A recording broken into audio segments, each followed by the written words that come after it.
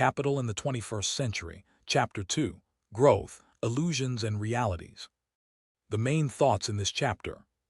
Part 1 covers the very long run, 10,000 years of near-zero growth, what 0.1% per year actually felt like from the inside, the aristocracy of stagnation, and why the population versus per capita growth distinction matters. Part 2 covers the Industrial Revolution and the post-war miracle, the American growth story and its uncomfortable foundations in land seizure and slavery, Germany's, Wirtschaftswunder, and the catching-up effect as the real engine of the post-war boom, illustrated through South Korea and China. Part 3 covers why growth level, not just direction, determines social structure, how 1% versus 3% produces categorically different civilizations, the productivity puzzle, India's complicated convergence, and Solo's paradox about technology and measured output. Part 4 covers projections and ecology, what Piketty's baseline trajectory implies for property ownership and inheritance by mid-century, the degrowth debate, and why it cannot work without redistribution, and Japan as the living preview of the slow-growth world. Part 5 is the synthesis. Convergence forces Piketty actually believes in, the within-country versus between-country divergence paradox, the letter to future historians, and the final argument that pessimism in Piketty's mode is really a form of meliorist optimism. Part 1, the slowness of everything. Let us begin with a number that will destroy several comfortable assumptions before breakfast. For most of human history, the annual rate of economic growth was approximately 0. Not slow, not modest, not disappointing. 0. A person born in the Roman Empire in the year 100, and their grandchild and their great-grandchild and their great-great-grandchild born 200 years later all lived in essentially the same material conditions. The tools were similar. The food was similar. The life expectancy was similar. The size of the economy per person was, give or take the fluctuations of harvest and plague, roughly the same. This was not because Romans were unimaginative, or because medieval Europeans were lazy. It was because the process by which economies compound and grow, the process we now take for granted as natural, was simply not operating in any sustained way. And understanding why that changed, and when, and what it means for our own era is what Chapter 2 of Capital in the 21st Century is all about. Why growth matters for inequality. Before we dive into the history, let me remind you why growth deserves a full chapter in a book that is primarily about inequality and wealth concentration. Because G, the growth rate, is the denominator in Piketty's second fundamental law. Beta equals S divided by G, the capital-to-income ratio, equals the savings rate divided by the growth rate. When G is high, beta stays relatively low. The capital stock does not grow much faster than income. Capital does not dominate. When G is low, beta rises. Capital accumulates faster than income. Capital dominates, and R greater than G kicks in with full force. So the rate of growth is not merely an economic statistic.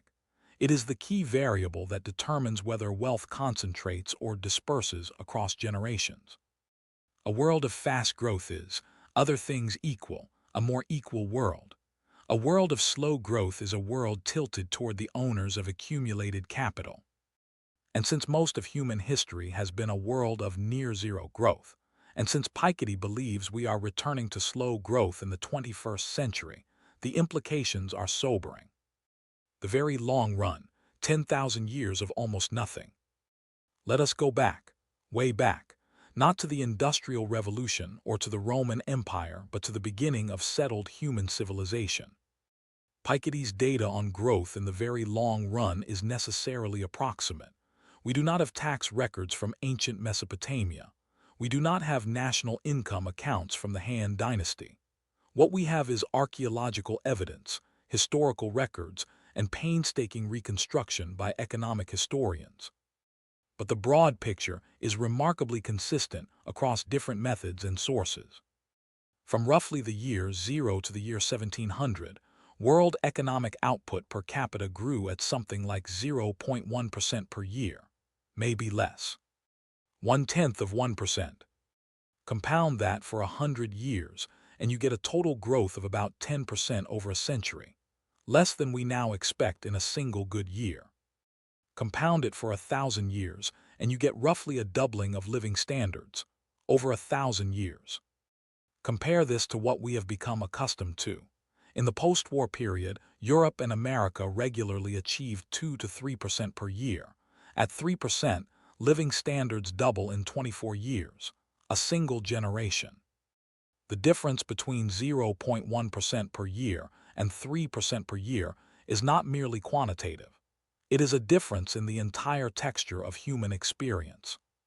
What zero growth actually felt like. Let me make this concrete. What did 0.1% per year growth actually mean for the people living through it? It meant that your life, materially, was virtually identical to your parents' life, and to your grandparents' life, and to the lives of people who had lived in the same village 200 years before you. The tools you used were essentially the same. The crops you grew were essentially the same. The house you lived in, if you were fortunate enough to own one, was built the same way from the same materials. This is so different from our own experience that it requires a genuine imaginative effort. I was born in the 1980s.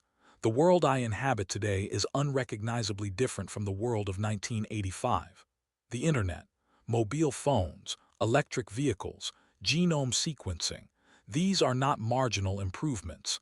They are categorical transformations, and they happened within living memory.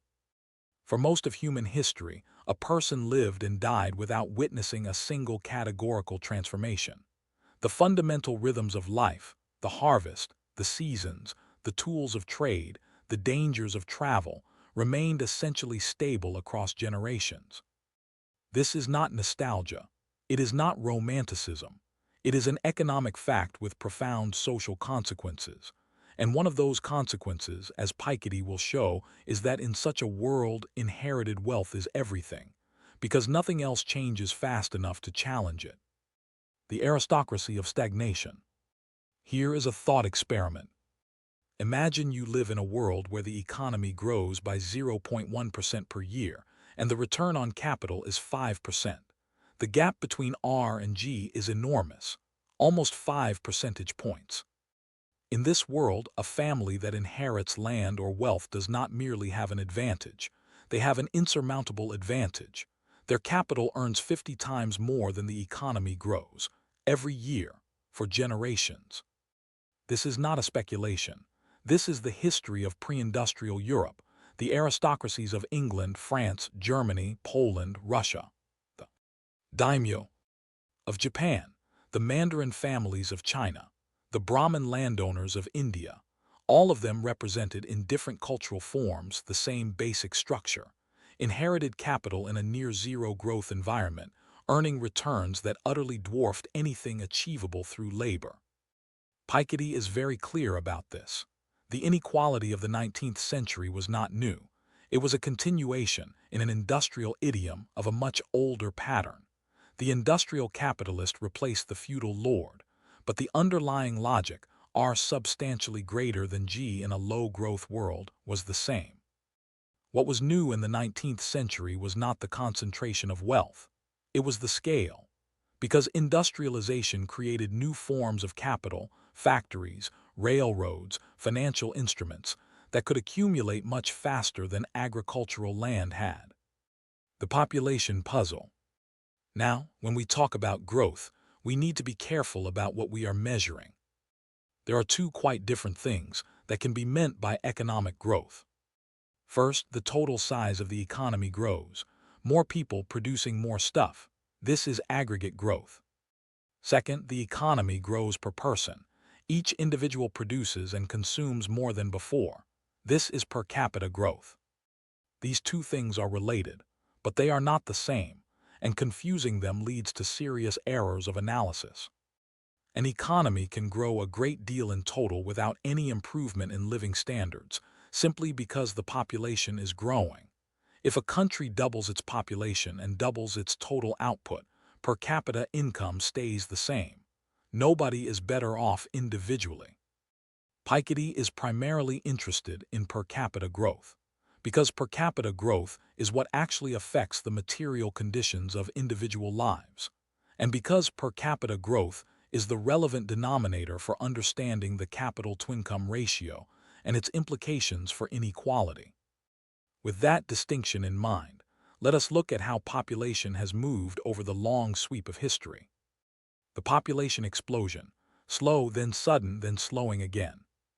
World population for most of human history was remarkably stable. It hovered around 200 to 500 million people for most of the past 2,000 years, growing slowly, checked by famine, disease, war, and the simple limits of agricultural productivity. Then something changed. Around 1700, population began growing faster, and by the 19th and 20th centuries, it was growing at rates that had no precedent in human history. In the 18th century, world population grew at about 0.4% per year. In the 19th century, about 0.6% per year.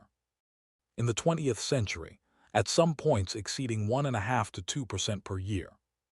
The world population in 1800 was roughly 1 billion. By 1900 it was 1.6 billion. By 2000 it was 6 billion. By 2025 it is approximately 8 billion.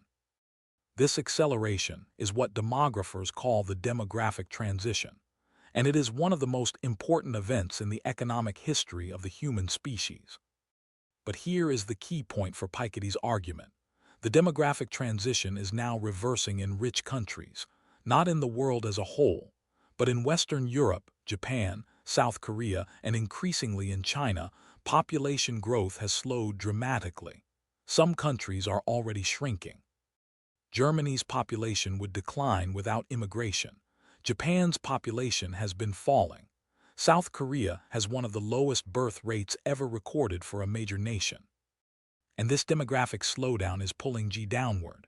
Fewer workers, fewer consumers, slower overall growth.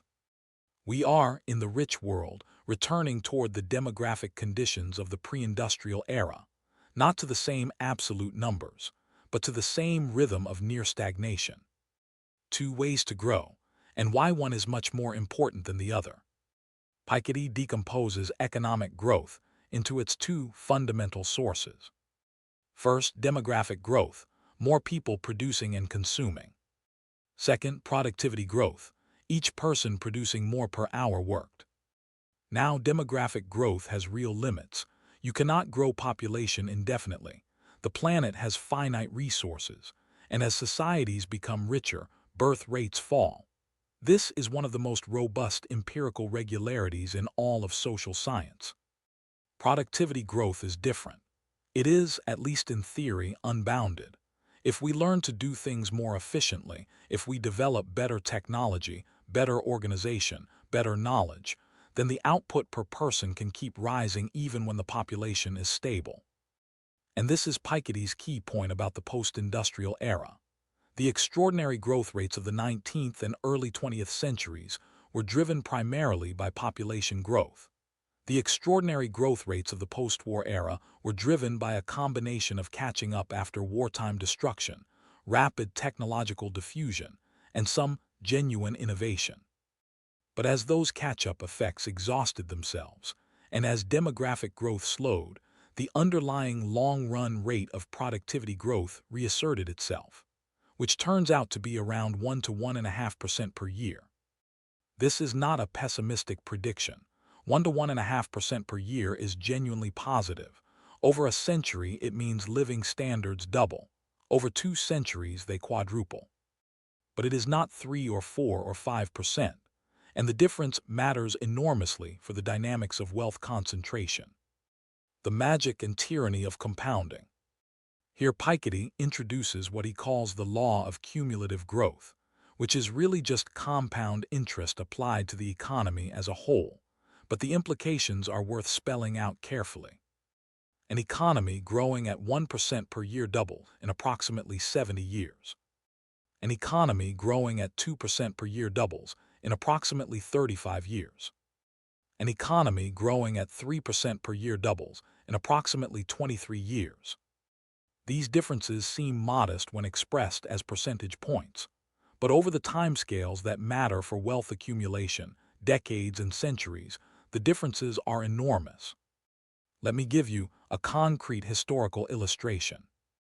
In 1776, when Adam Smith published The Wealth of Nations and the American Declaration of Independence was signed, the United States had a population of roughly 2.5 million people, almost entirely concentrated on the eastern seaboard. The total economic output of the new nation was modest, a backwater by European standards. By 1900, 124 years later, the United States had a population of 76 million and the largest economy in the world. It had grown from a collection of agricultural colonies into an industrial superpower. By 2024, it had grown to 335 million people and the highest per capita income of any large nation on Earth. This transformation was powered by the compound growth of both population and productivity over 2.5 centuries, each year's small increment building on the previous years, accumulating into something unrecognizable across generations. Compounding, the most powerful force in the history of human civilization, and as we will see, also in the history of wealth inequality. When compounding works against you, the magic of compounding works for economies. It works for investors. It also works for inequality. And this is where Chapter 2 begins to connect back to the central thesis of the book. Remember, R greater than G, the return on capital, exceeds the growth rate of the economy. If R is 5% and G is 1%, then capital compounds at 5% while incomes compound at 1%, year after year. Let us run this for 50 years. Starting capital of 1 million euros, compounding at 5%, becomes 11.5 million euros after 50 years. Starting labor income of 50,000 euros, growing at 1% per year, becomes 82,000 euros after 50 years. The capital holder began with 20 times the income of the worker. After 50 years, the capital holder has wealth generating 140 times the worker's income. The gap has not merely persisted, it has widened, dramatically, automatically, without anyone doing anything particularly clever or particularly cruel. This is the tyranny of compounding when applied to an R that exceeds G. Small initial differences in wealth become vast differences within a single lifetime. Vast differences within one generation become dynasties across several generations. And in a low-growth world, where G is small, the gap between R and G is large. Compounding works most powerfully against equality precisely when the economy is growing most slowly. Coming up in Part 2. In Part 2, we look at the extraordinary period of modern economic growth from the Industrial Revolution onward. We examine what actually drove the acceleration. We meet the heroes and the false prophets of the growth story. And we confront the uncomfortable question of whether the rich world's growth miracle is over or merely pausing. We will also look at the global picture. Because while Europe and America may be slowing, Asia and Africa are in very different parts of the growth story. And what this means for global inequality and for the dynamics of capital is genuinely complex. Part 2 coming up. Capital in the 21st Century, Chapter 2, Part 2. The Growth Miracle, How It Happened and Why It May Not Last. Welcome back to Part 2. We ended Part 1 in a pre-industrial world of near-zero growth, a world where capital dominated completely because nothing else moved fast enough to challenge it. Now we fast forward to the Great Transformation, the event that changed everything. The Industrial Revolution. The Industrial Revolution, the event that changed the arithmetic. The Industrial Revolution is so well known as a phrase that it has become almost meaningless through repetition. We say it and we nod, and we move on. But let us actually sit with what it represented in economic terms. For the first time in human history, sustained per capita growth became normal, not just in a few good years, not just in a few lucky regions, but as a persistent, compounding, generation after generation feature of economic life.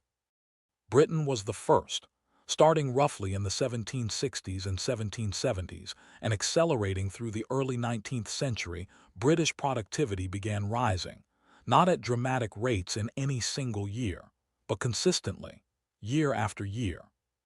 Steam engines, textile machinery, iron production, coal mining, the integration of national markets through canals and then railways, each innovation built on previous ones. Each improvement in productivity freed up resources for the next wave of investment. And the compound growth this generated, even at what seems modest by modern standards, was genuinely revolutionary. Living standards in Britain in 1870 were roughly 3 times higher than in 1770, a trebling in a century, unprecedented in human history at that point. The Industrial Revolution then spread to Belgium and France in the 1820s and 1830s, to Germany and the United States in the middle of the century, to Japan in the Meiji era after 1868, to Russia in the late 19th century. Each country that industrialized experienced a version of the same pattern, an initial period of disruption and inequality. Then, eventually, rising living standards across a broader population. But notice something. The first countries to industrialize had a head start that translated directly into capital accumulation. Britain's early industrial lead gave British capital holders returns that were, for several decades, simply unavailable anywhere else. And that capital compounded into imperial financial systems, into colonial investments, into the City of London. The American century, a different kind of growth story. The United States deserves particular attention because its growth story is both extraordinarily impressive and somewhat misleading as a universal model. American economic growth from 1780 to 1914 was driven by a combination of factors that will not be replicated. First, land. The conquest and settlement of a continent of extraordinary agricultural and mineral richness. The Louisiana Purchase, the Mexican-American War, the displacement and destruction of indigenous populations, hundreds of millions of acres of highly productive land acquired at effectively zero cost from the perspective of the white settler economy. Second, population. Immigration on a massive scale, bringing labor, skills, and cultural energy from all over Europe and eventually Asia and elsewhere.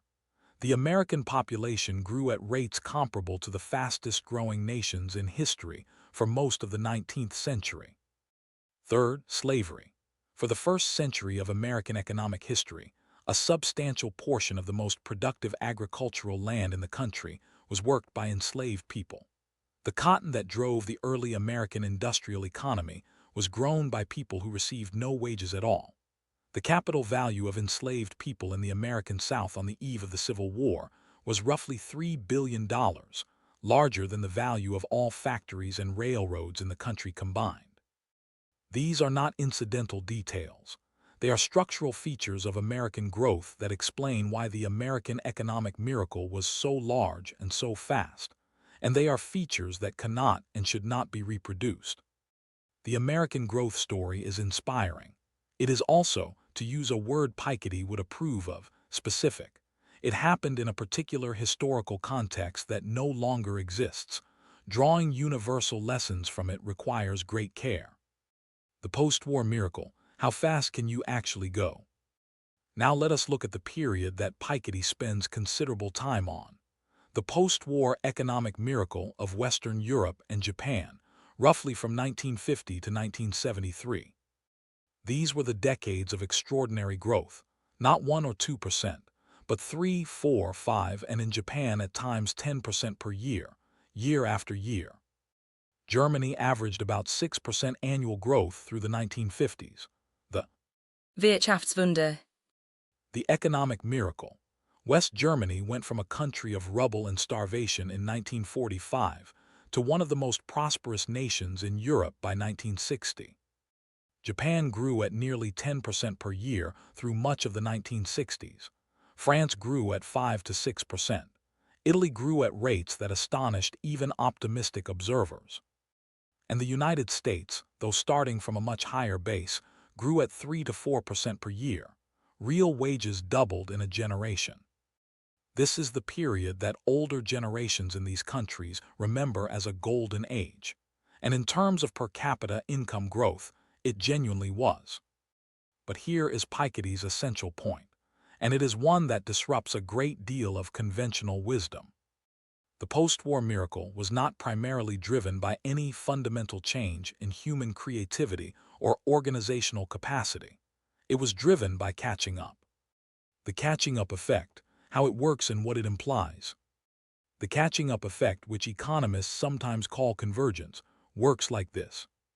After a period of destruction or isolation, an economy can grow very fast by simply readopting technologies and practices that already exist. You do not need to invent anything new. You just need to install what is already proven.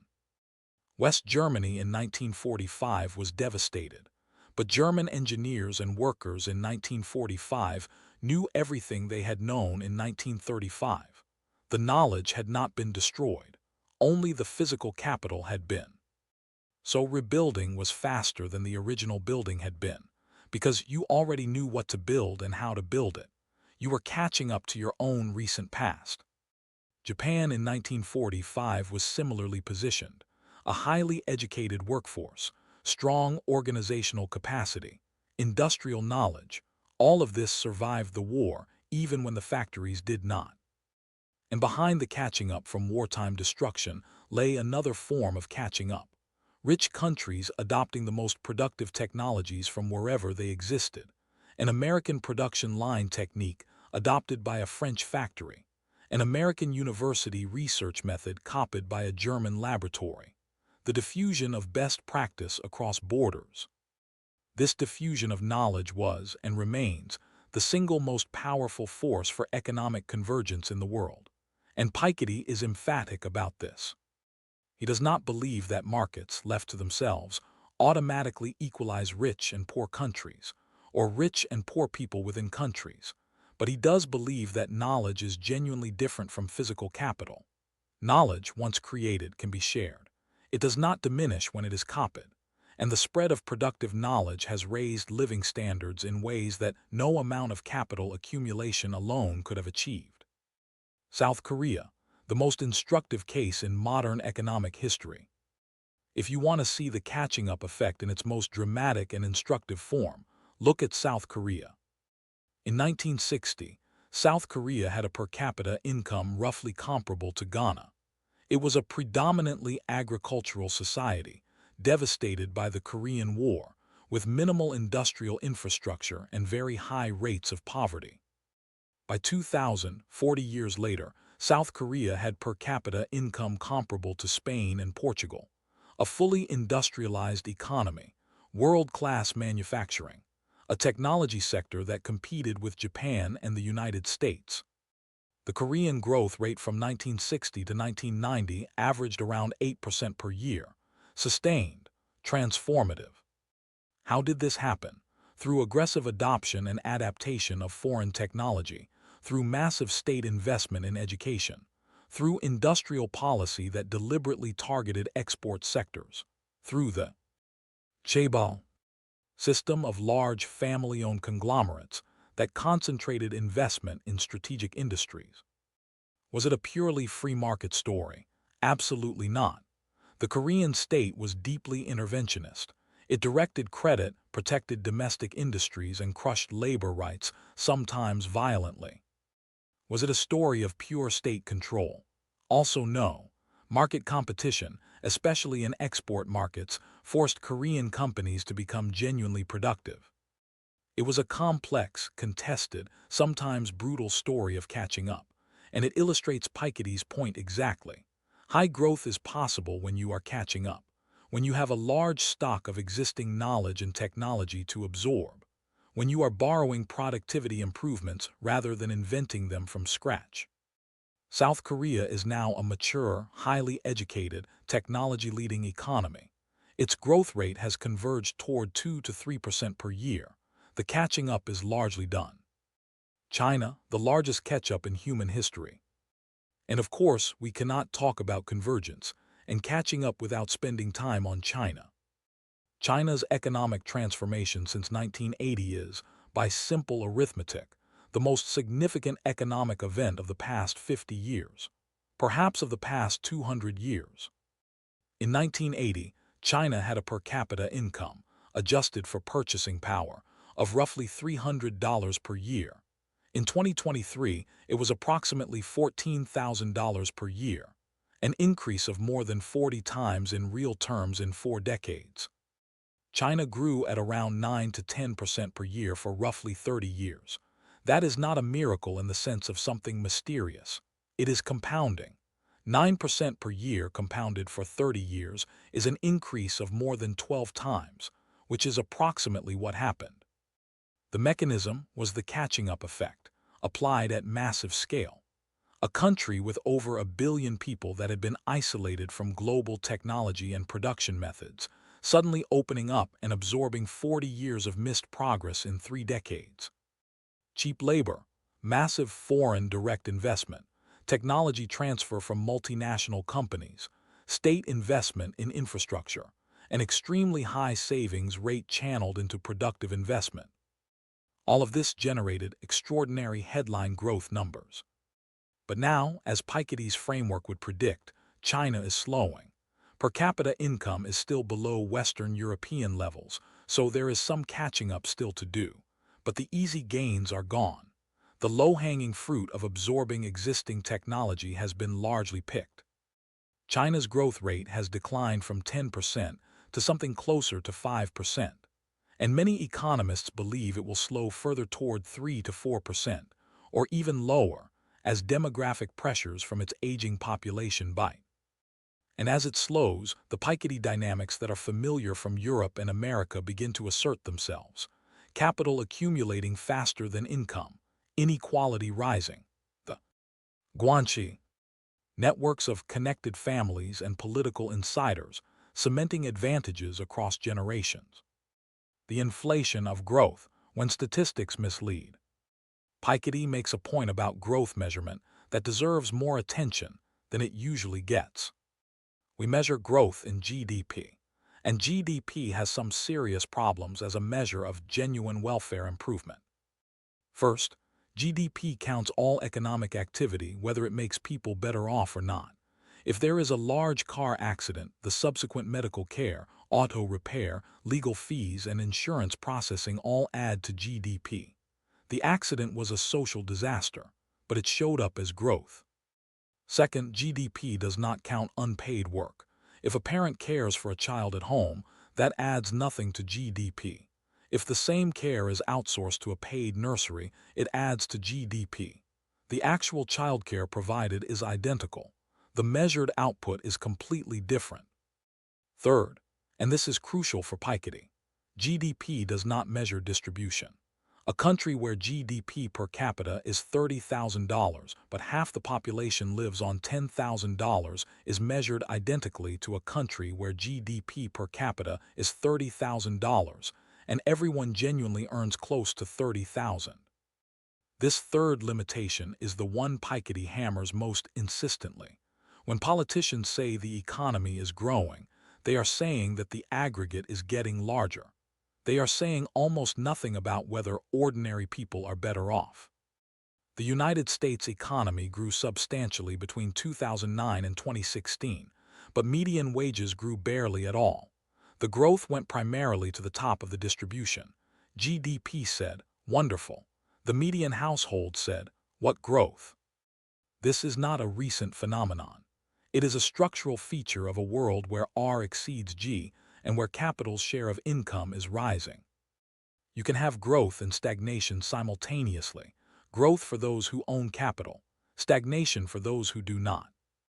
India, the complicated case of the world's largest democracy. Let me spend a moment on India, because India complicates the clean catching up story in interesting ways. India has been growing at around 6 to 7% per year for most of the past 3 decades. That is impressive. India is in many respects a genuine catching up story, moving from agrarian poverty toward an industrial and service economy. But India's growth has been unusually concentrated in certain sectors and certain regions. The IT sector, centered on Bangalore and Hyderabad, the financial services sector in Mumbai, the manufacturing corridor around Delhi and Gurgaon. And within these success stories, inequality has risen dramatically. India now has one of the highest wealth concentration ratios in the world. The top 1% of Indians hold approximately 40% of the country's total wealth, a figure that puts India in the company of, or above, the most unequal countries in the developed world. Meanwhile, hundreds of millions of Indians remain in agricultural poverty, or in the informal sector, earning incomes that have risen only modestly despite decades of headline growth. This is the Piketty dynamic in real time: rapid aggregate growth, accompanied by rapid concentration of the gains of that growth. India's growth is real, but without redistributive institutions, progressive taxation, and investment in public goods like education and health, it may deliver a 21st century Belle Epoque rather than a broad-based prosperity. The productivity puzzle: why has growth slowed in rich countries? Let us now return to the rich world and confront a puzzle that has preoccupied economists since roughly 2005. Productivity growth in the United States, Western Europe, and Japan has slowed dramatically compared to the post-war era. And this slowdown has persisted through what seems like an era of extraordinary technological change.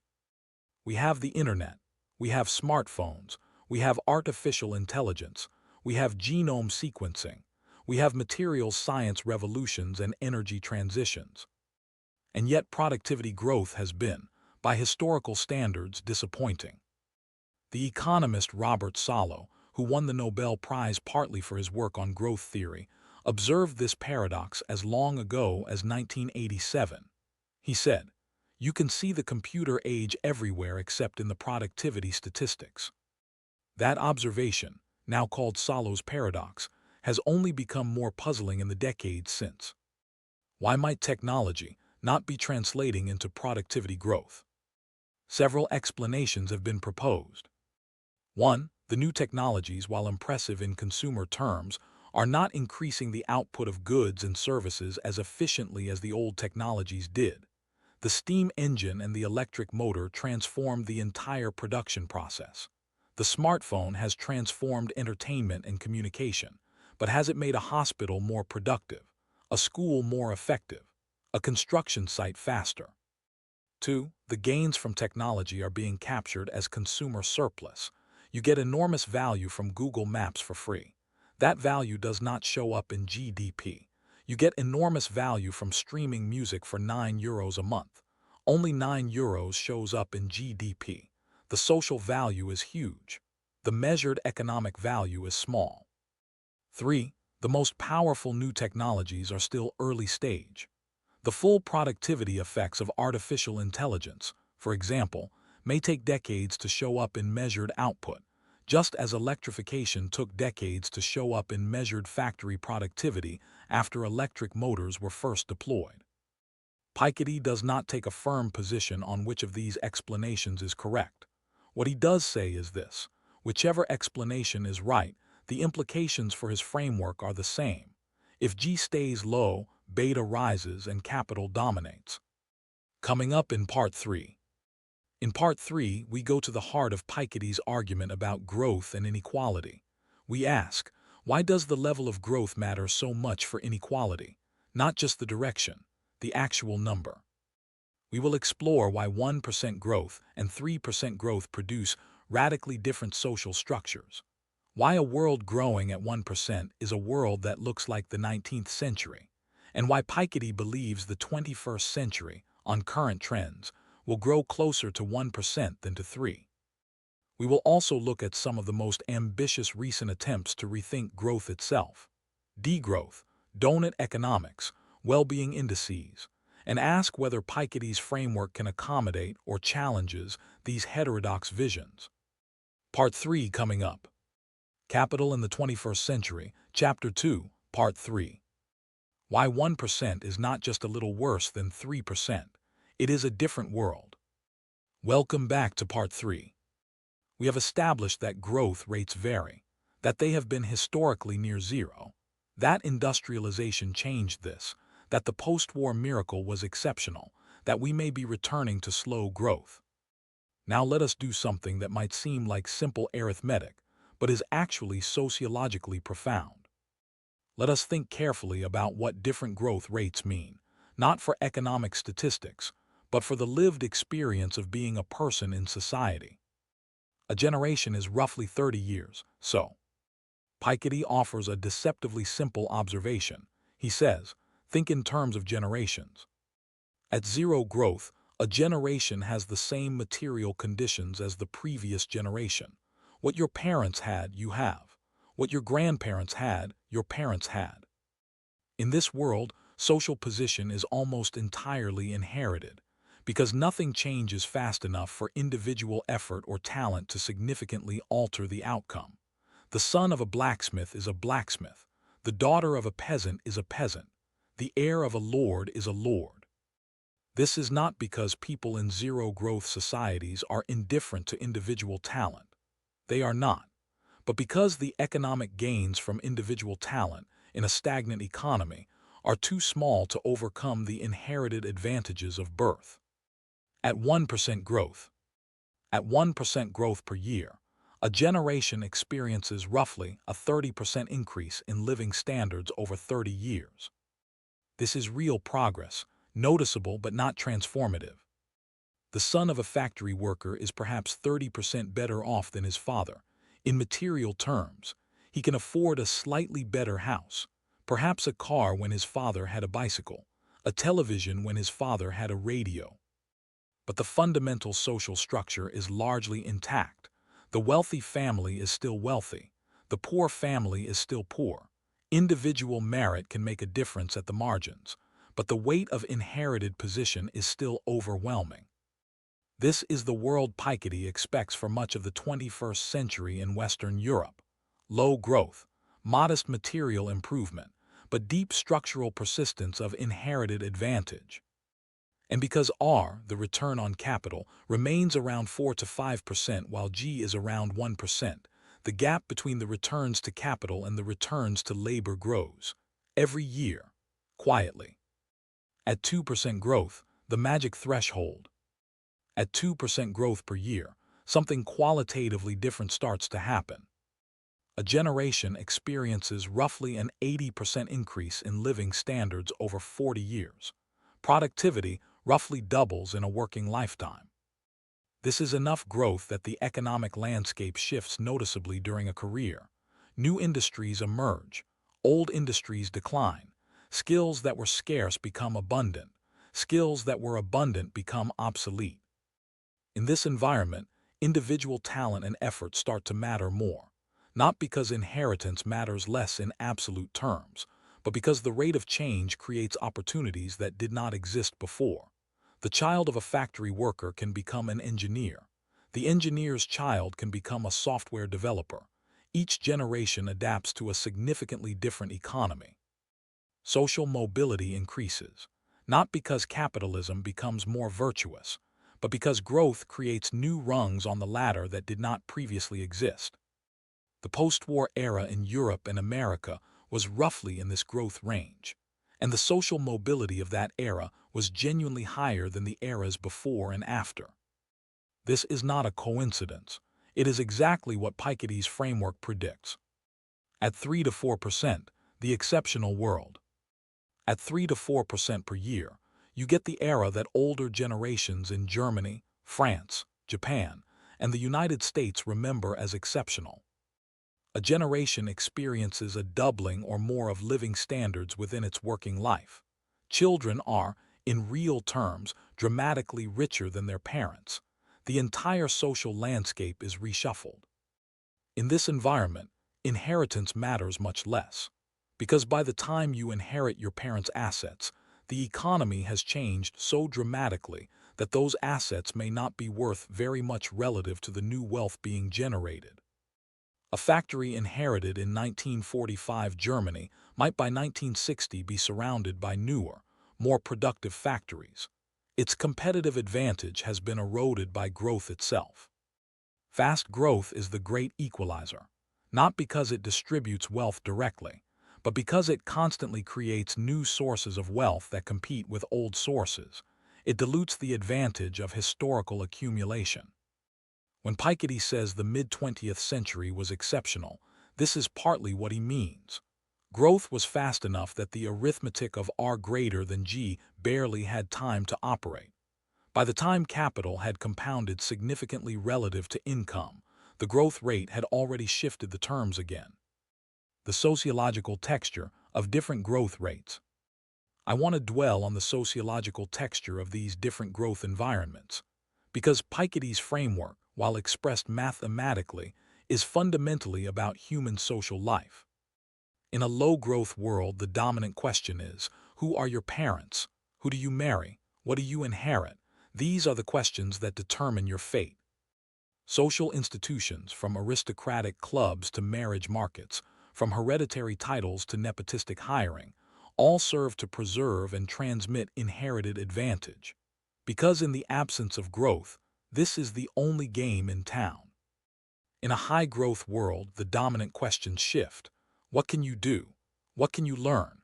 What new thing is the economy demanding that nobody else yet knows how to supply?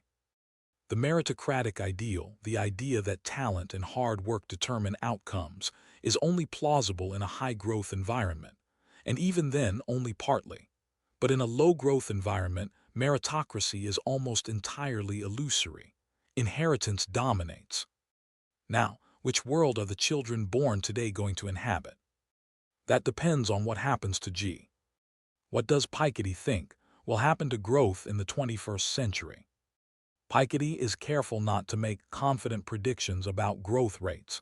He has seen too much history to trust confident predictions. But he does lay out the evidence as clearly as he can, and the evidence points towards slow growth in the rich world, probably around 1 to 1.5% per year in per capita terms for most of the 21st century. The reasons are structural. First, demographics, aging populations, falling birth rates. In Western Europe, Japan, South Korea, and eventually China, fewer workers relative to the total population means slower overall output growth. Second, the end of catch-up. Rich countries have already absorbed most of the productivity gains available from adopting existing best practice. Future productivity growth requires frontier innovation, and frontier innovation is harder and slower than adoption. Third, resource constraints. The energy transition, the climate crisis, the limits of certain physical resources. These are not necessarily insurmountable constraints, but they create friction that slows growth, particularly in the near to medium term. Fourth, the services shift. Rich economies are increasingly dominated by services rather than manufacturing, and productivity growth in services, particularly in personal services and healthcare and education, is genuinely harder to achieve than in manufacturing. None of these factors makes zero growth inevitable. Technological breakthroughs, including artificial intelligence, could generate a new productivity surge. It has happened before. The electric motor took decades to show up in productivity statistics. AI might do the same. But Piketty's argument is that we should not count on this. We should not build our social policy on the assumption that technological acceleration will solve the inequality problem for us. We should understand the underlying dynamics and prepare for the slow growth world that the structural trends suggest. The illusion of perpetual growth, a cultural problem. Here is a point that Piketty makes with considerable force, and that deserves to be taken seriously even outside the framework of his inequality analysis. We have, as a civilization, become psychologically dependent on economic growth. Politicians promise it. Central banks are mandated to promote it. Citizens expect it. The entire structure of government finance assumes it, because debt becomes manageable when the economy grows faster than the debt. But growth at the rates we have normalized since the post-war era is, historically speaking, a freakishly unusual condition. The normal condition across most of human history is near zero growth. And Piketty argues, quietly but persistently, that we need to develop a social model that can function in a low-growth environment, that distributes existing wealth fairly, that does not rely on growth to paper over the fractures of inequality. Because if we wait for growth to solve the inequality problem, we may be waiting a very long time. And while we wait, the dynamics of R greater than G will keep running. This is a culturally uncomfortable argument. Growth is not merely an economic variable, it is a political promise, the basis on which centrist parties of both left and right have built their appeal for 70 years. More growth, they say, will fund better schools, better healthcare, better pensions, more for everyone without anyone having to give anything up. Piketty's data suggests this promise has been increasingly hollow since roughly 1980, because the growth that has occurred has not been broadly distributed. It has accrued to capital, and capital is concentrated. The knowledge question, the good news in an otherwise sobering story. Before we leave the growth section entirely, I want to spend time on something that Piketty genuinely believes is positive and genuinely important: the diffusion of knowledge. Piketty is not a pessimist about the human capacity for improvement. He is a pessimist about unregulated capitalism's capacity to distribute that improvement fairly. These are different things. And on the question of knowledge diffusion, he is explicitly optimistic, more optimistic, arguably, than his overall thesis might lead you to expect. He argues that the single most powerful force for economic convergence between countries is not market forces, not capital flows, not trade liberalization. It is the diffusion of knowledge, the spread of productive techniques, of science, of medicine, of engineering, of organizational methods. When a developing country adopts modern agricultural techniques, life expectancy rises. When it builds a university that trains engineers, factories become more productive. When it connects its population to the internet, access to information equalizes. None of this requires charity from rich countries. It is, in some fundamental sense, the free rider benefit of living in a world where knowledge cannot be fully owned.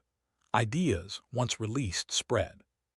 The fact that a child in rural India can now access, on a cheap smartphone, educational content that was previously available only to students at elite universities is genuinely revolutionary. It is the diffusion of knowledge at massive scale. Does this automatically translate into reduced inequality? No. Knowledge diffusion without accompanying investment in infrastructure, in healthcare, in rule of law, in functional institutions, produces very limited actual gains. But the potential is real, and Piketty uses it to make an important argument. The goal of policy should not be to wall off knowledge, to patent everything, to charge rents on every technique and every innovation. This slows diffusion and worsens global inequality. The goal should be to accelerate diffusion through public investment in basic research, through educational systems that make knowledge broadly accessible, through international agreements that allow poorer countries access to technology without prohibitive licensing costs. This is, in the current political environment, not a popular argument with the holders of intellectual property portfolios, but it is well supported by the historical record. A detour through Africa, the most complex growth story of all. We cannot discuss convergence and knowledge diffusion without confronting the most painful counterexample to optimistic convergence theory: sub-Saharan Africa. For much of the post-war era, Africa did not converge toward rich country living standards. In many countries, it diverged. Per capita incomes fell or stagnated while Asia and Latin America grew. Why? The reasons are multiple and contested, but several structural factors stand out. First, the legacy of colonial extraction. Colonial powers designed African institutions to extract resources, not to build productive economies. Infrastructure was built to connect mines and plantations to ports, not to connect populations to markets. Legal systems were designed to protect foreign property, not to enable local enterprise. When independence came, in most cases rapidly and with minimal preparation in the 1950s and 1960s, these institutions were inherited, and changing them proved enormously difficult. Second, the resource curse. Countries rich in oil, diamonds, copper, gold tend not to develop broad-based productive economies. They develop elite extraction industries that enrich a narrow class of rulers and foreign investors, while providing few spillovers to the rest of the population. The Congo is the most extreme example, one of the most resource-rich territories on Earth. Decades of political instability, foreign intervention, and predatory governance have left it one of the poorest countries in the world. Third, climate and geography. This is controversial and should not be overstated, but diseases like malaria and sleeping sickness impose real economic costs. Limited access to navigable rivers and natural harbors made trade difficult. Unreliable rainfall made agriculture precarious. Fourth, debt and structural adjustment. In the 1980s and 1990s, many African governments were forced by the IMF and World Bank to adopt austerity policies, cutting public investment in precisely the areas, education, health, infrastructure, that enable catching up growth. The result was 2 lost decades for much of sub-Saharan Africa. Since around 2000, the picture has been more varied and more positive. Several African economies have grown rapidly. Rwanda, Ethiopia, Botswana, Ghana, Senegal. Mobile technology has leapfrogged entire generations of infrastructure development. But the convergence is uneven, and the Piketty question applies here too. Even where Africa is growing rapidly, who is capturing the gains? Is growth building broad-based middle classes? Or is it enriching a narrow political and business elite while the majority remain poor? Coming up in Part 4. In Part 4, we bring all of this together to ask the key question of Chapter 2. Given everything we know about growth, its history, its limits, its distribution, what does this mean for the trajectory of inequality in the 21st century? We will introduce some of Piketty's most striking projections about where we might be heading if current trends continue, and about what it would take to change course. We will also talk about something that Piketty does not fully address, but that has become impossible to ignore: the intersection of economic growth with ecological limits, and what a genuine confrontation with those limits would mean for his framework. Part 4 coming up. Capital in the 21st Century, Chapter 2, Part 4. Projections, Ecology, and the Weight of Slow Growth. Welcome back to Part 4.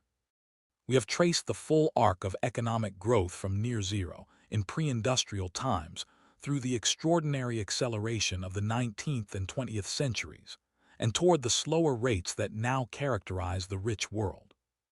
In this part, we ask what all of this means for the decades ahead. We look at where Piketty's projections point. We look at the ecological dimension that his framework must eventually confront. And we look at what slow growth actually feels like from the inside in the lives of ordinary people. The projections: where does the trajectory lead? Piketty is cautious about making precise forecasts. He has spent enough time with historical data to know that history rarely travels in straight lines. Shocks happen. Technologies arrive unexpectedly. Political choices intervene. But he does describe a baseline scenario: the world we get if current trends continue and no major political intervention occurs. In this baseline, per capita income growth in rich countries stays around 1 to 1.5% per year. Demographic growth in these countries stays near zero or slightly negative without immigration. The overall growth rate G stays between 1 and 2%. Meanwhile, the savings rate of wealthy households stays positive and substantial. Capital continues to accumulate. The capital-to-income ratio beta continues to rise, and the capital share of income alpha rises with it. By mid-century, on these projections, the capital-to-income ratio in Western Europe reaches somewhere between 7 and 8 times national income, levels not seen since the Belle Epoque of 1900 to 1910. and the capital's share of national income, currently around 25 to 30% in most rich countries, could rise toward 35 to 40%. Again, pre-First World War levels. This means, concretely, that a larger and larger fraction of what the economy produces flows to the owners of capital. A smaller and smaller fraction flows to workers. And since capital is much more unequally distributed than labor, this structural shift translates directly into rising inequality of income and wealth. What this looks like in real life, the landlord and the tenant again. Let me make Piketty's projection concrete with a scenario that millions of people in European cities are already experiencing. In Munich, in Amsterdam, in London, in Paris, the ratio of property prices to average incomes has risen dramatically over the past 30 years. A flat that cost 4 times annual median income in 1990 might cost 10 or 12 times annual median income today. This means that the entry cost to property ownership, in terms of the fraction of a working life required to accumulate a deposit, has more than doubled. A generation ago, a moderately paid professional could expect to buy a reasonable flat in a major European city within 10 years of starting work, with ordinary savings discipline. Today, in many of these cities, even a well-paid professional couple faces a 15 to 25-year saving horizon before they can afford a deposit. And even then, only if they receive family help, which in many cases they do. The people who already own property in 1990 have become, in Piketty's sense, capital holders. Their asset has appreciated far faster than wages. They collect rent. Their children inherit appreciating assets. The people who did not own property in 1990 are renters. They pay an increasing fraction of their income in rent. They cannot accumulate the savings needed to enter the property market. Their children will inherit little or nothing. This divide between property-owning families and renting families is one of the starkest and most visible manifestations of rising capital dominance in contemporary Europe. And Piketty's framework says it will worsen if growth stays slow and capital continues to accumulate. The inheritance comeback, silent and powerful.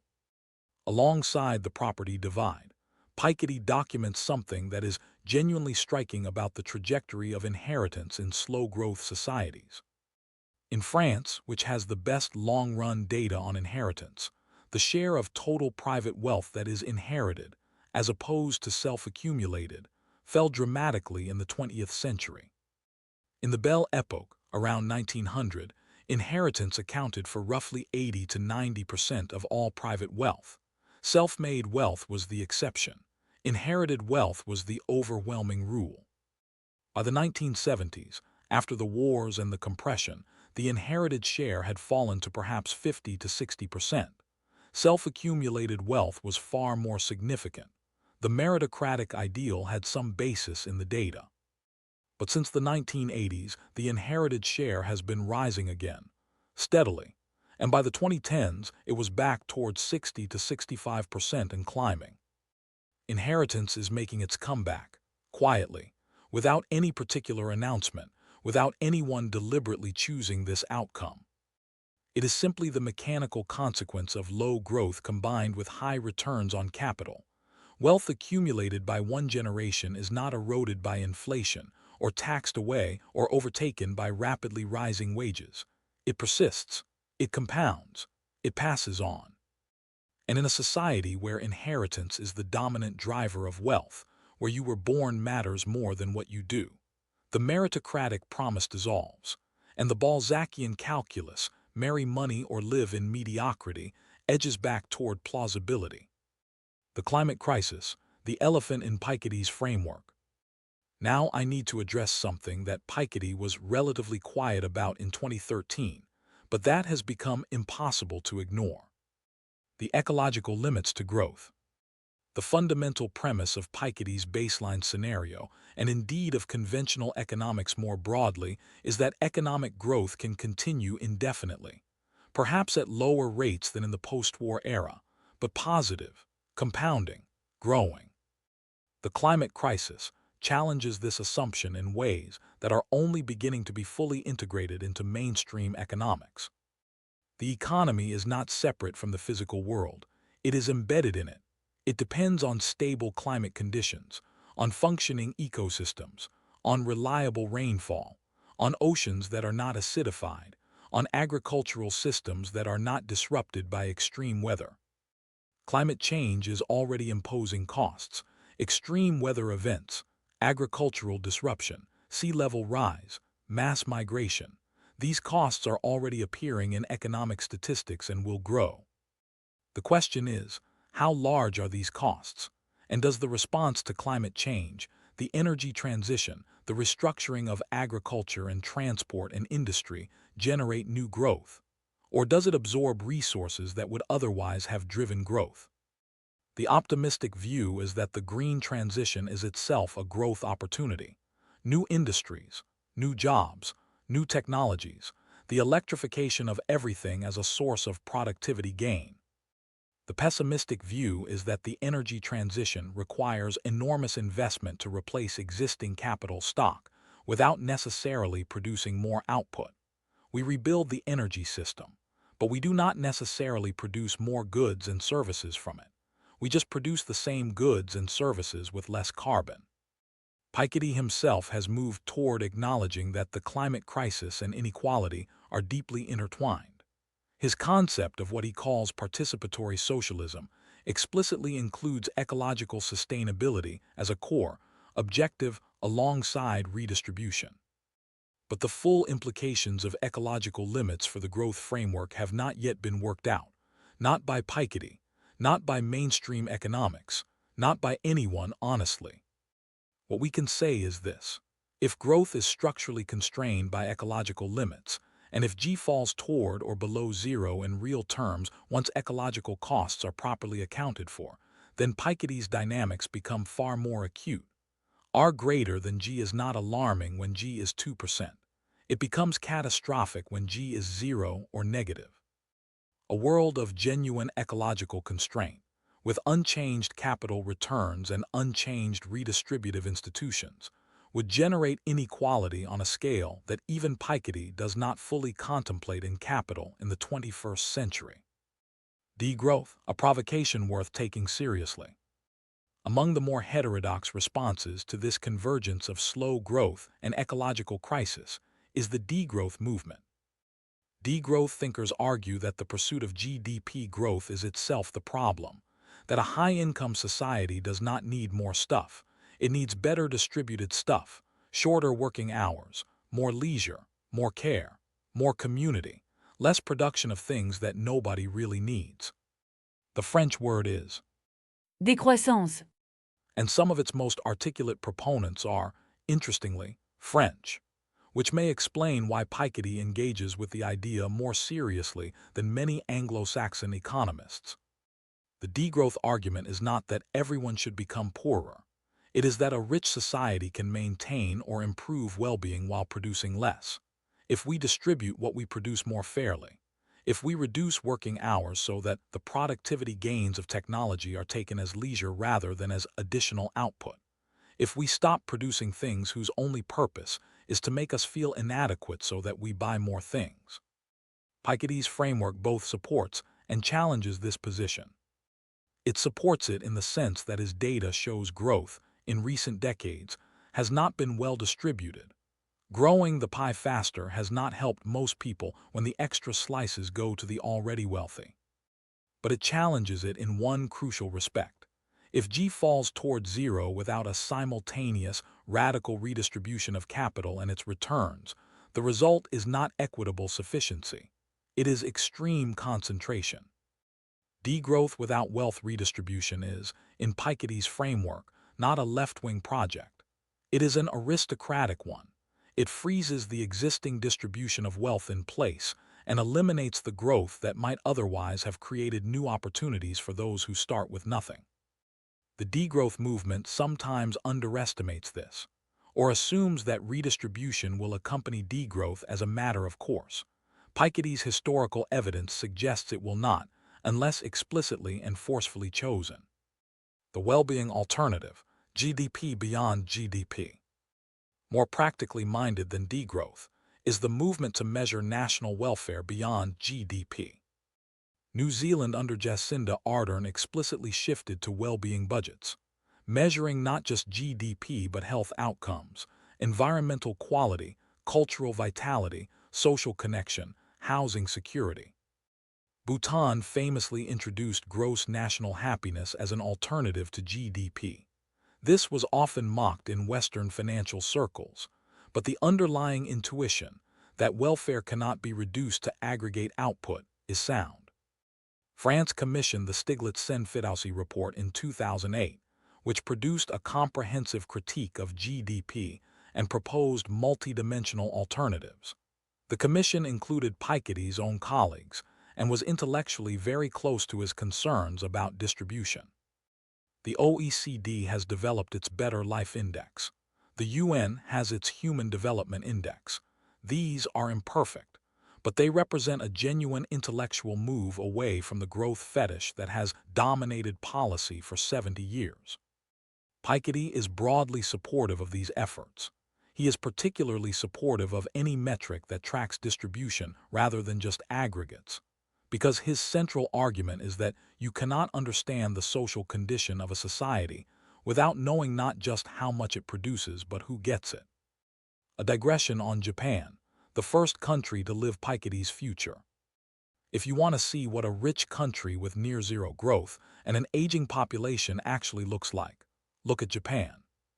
Japan's per capita income growth since the early 1990s has averaged around 0.8% per year.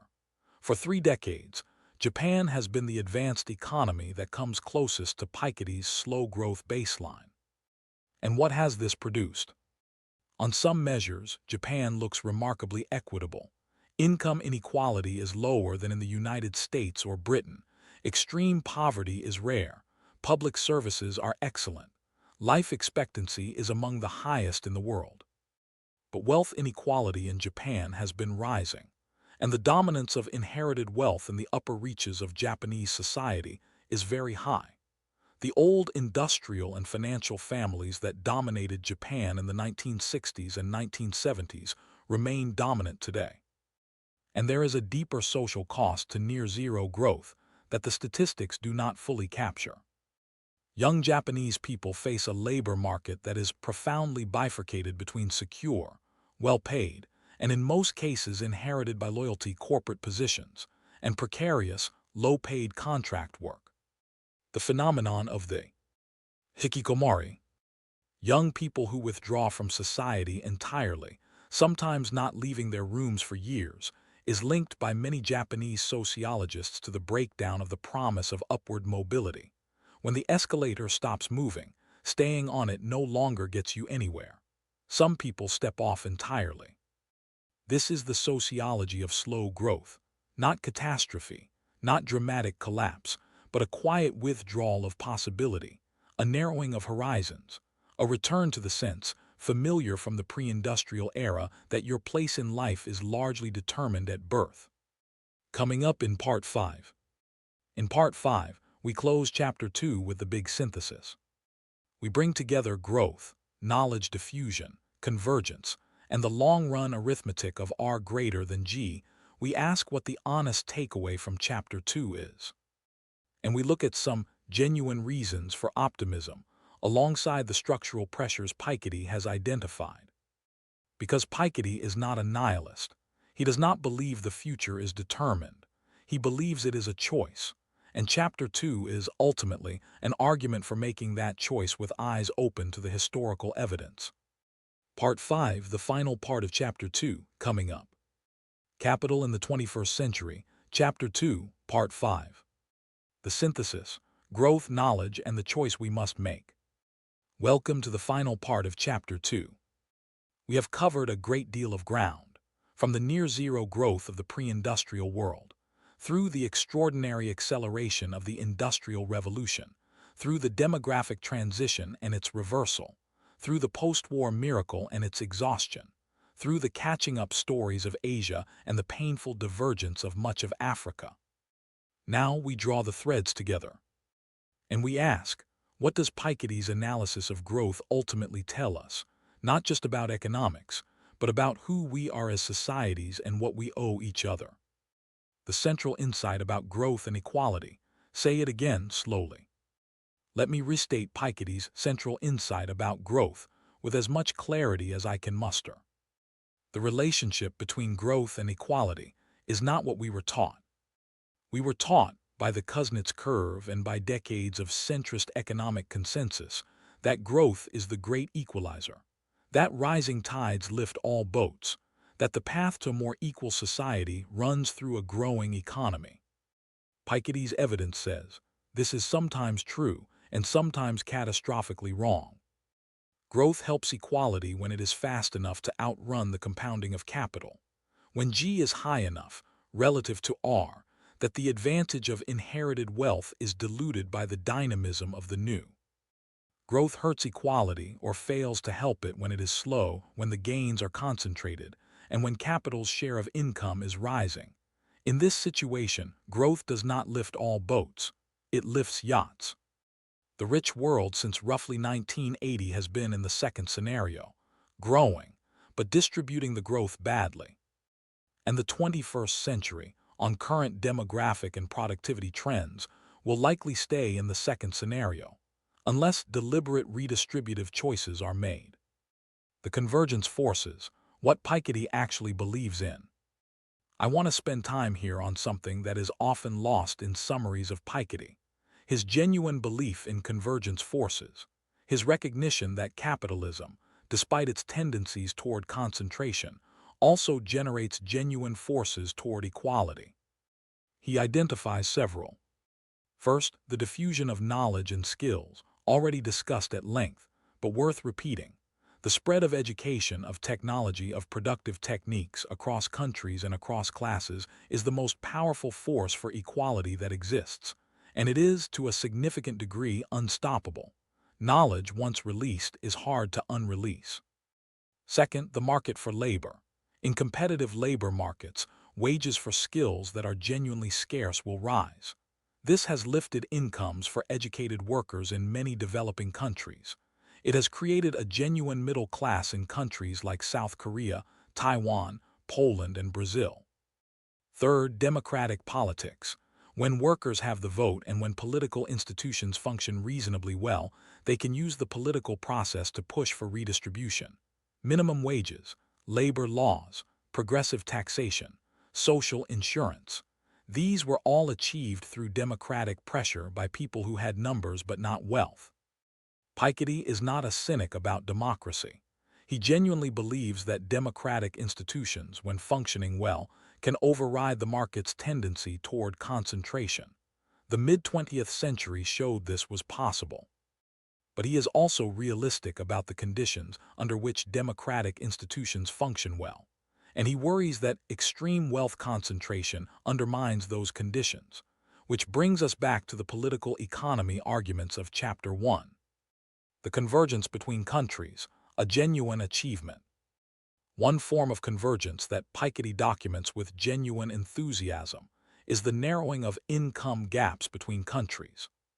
In 1900, the gap between the richest and poorest countries in the world was enormous. A European or American worker produced and consumed perhaps 10 to 20 times more than a worker in China or India or sub-Saharan Africa. This gap reflected centuries of colonial exploitation, of enforced specialization in raw material extraction, of blocked industrialization. It was not a natural result of different levels of talent or effort. It was the product of specific historical power relations. By 2020, the gap had narrowed substantially. China, as we have discussed, grew to achieve per capita income levels roughly a quarter to a third of Western European levels. South Korea reached Western European parity. Taiwan is comparable to Southern Europe. India is still significantly behind but has been converging. Parts of sub-Saharan Africa have grown rapidly. Latin America, despite episodes of severe crisis, has broadly improved its position. This is a genuine human achievement.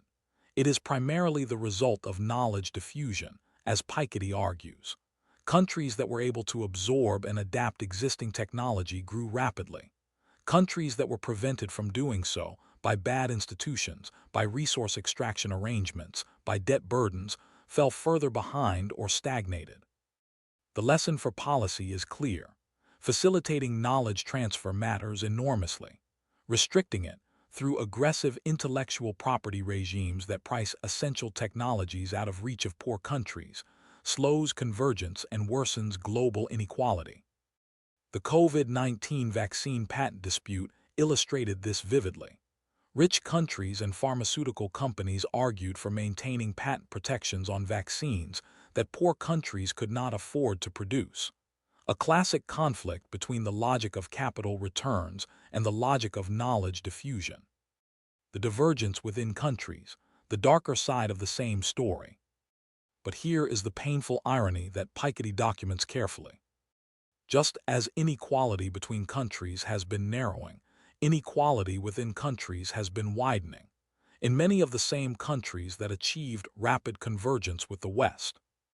China's Gini coefficient, the standard measure of income inequality, rose from around 30 in 1980 to around 48 in the 2010s, a level comparable to some of the most unequal countries in the world. India's inequality has risen sharply.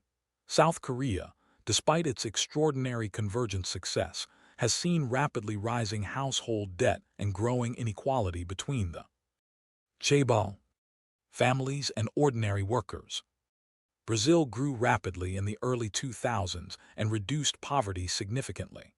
But it remains one of the most unequal large economies in the world, with deeply entrenched class structures that growth alone has not dismantled.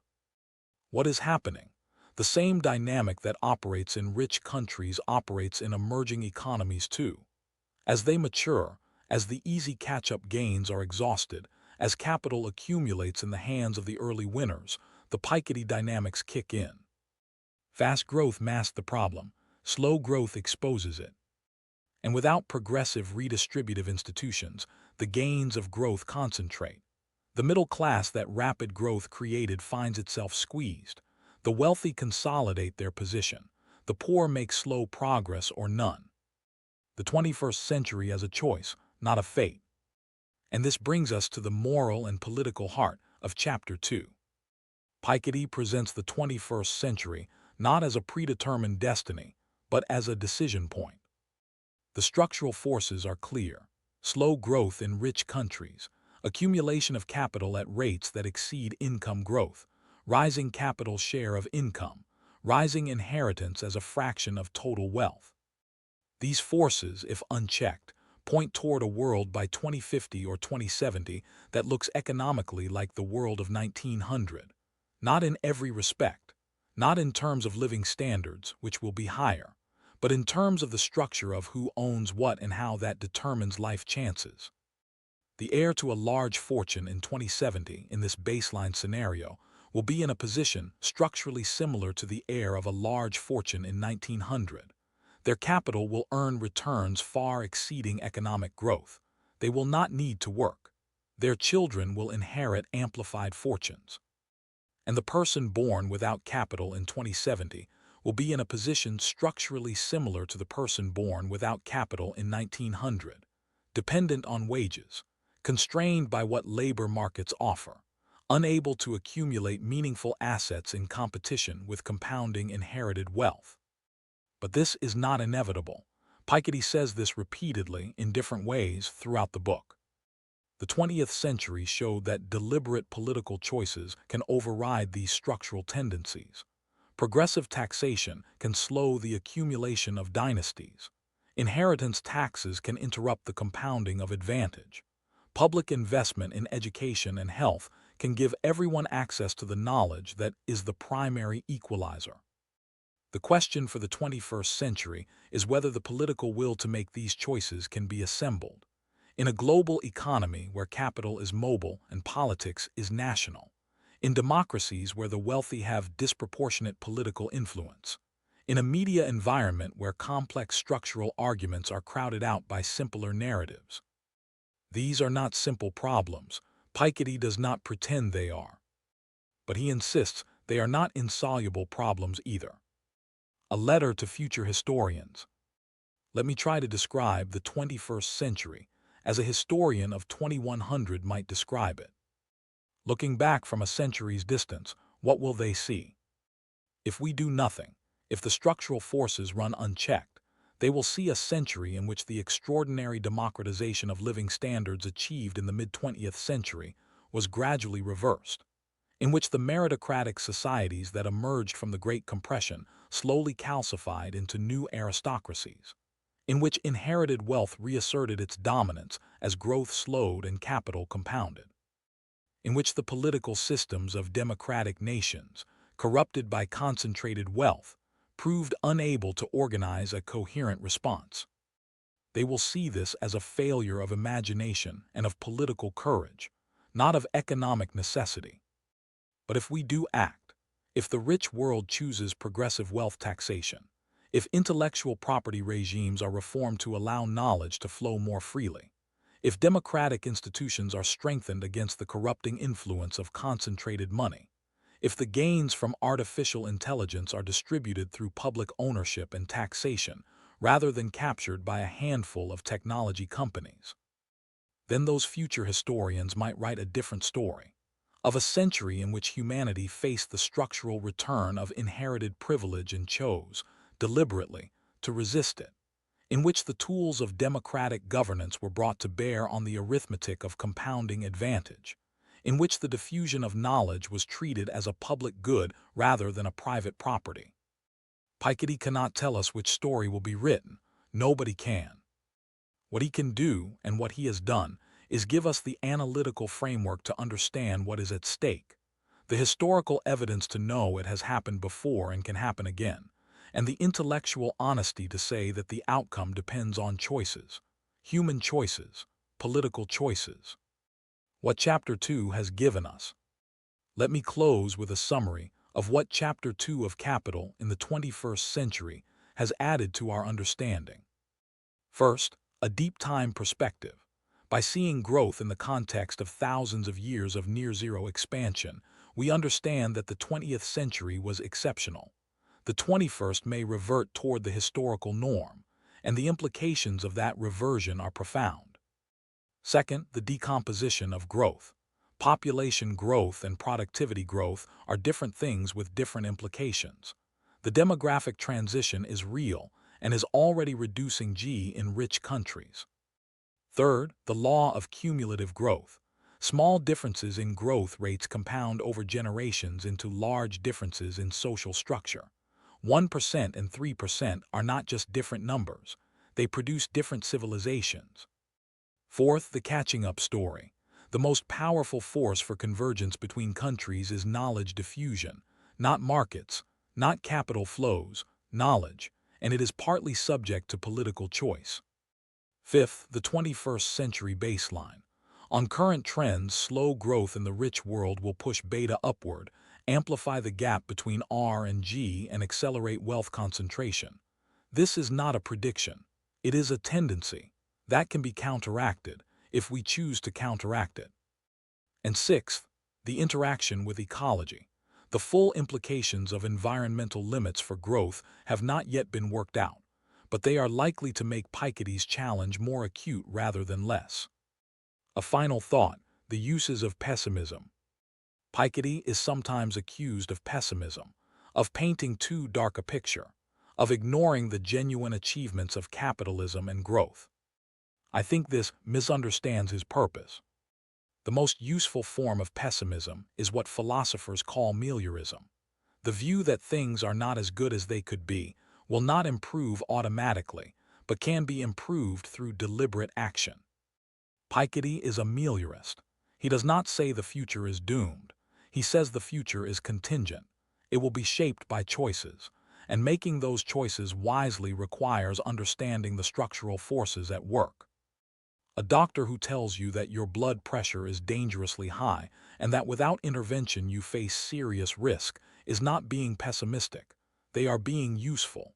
The pessimistic doctor would say, there is nothing to be done. Piketty says the opposite. There is a great deal to be done. The tools exist. The historical examples exist. The knowledge exists. What is needed is the political will to use them. That is the honest message of Chapter 2, not despair, not complacency, but clarity about where the trajectory leads and what it would take to choose a different one. Thank you for joining us for Chapter 2 of Capital in the 21st Century by Thomas Piketty. Growth, Illusions and Realities.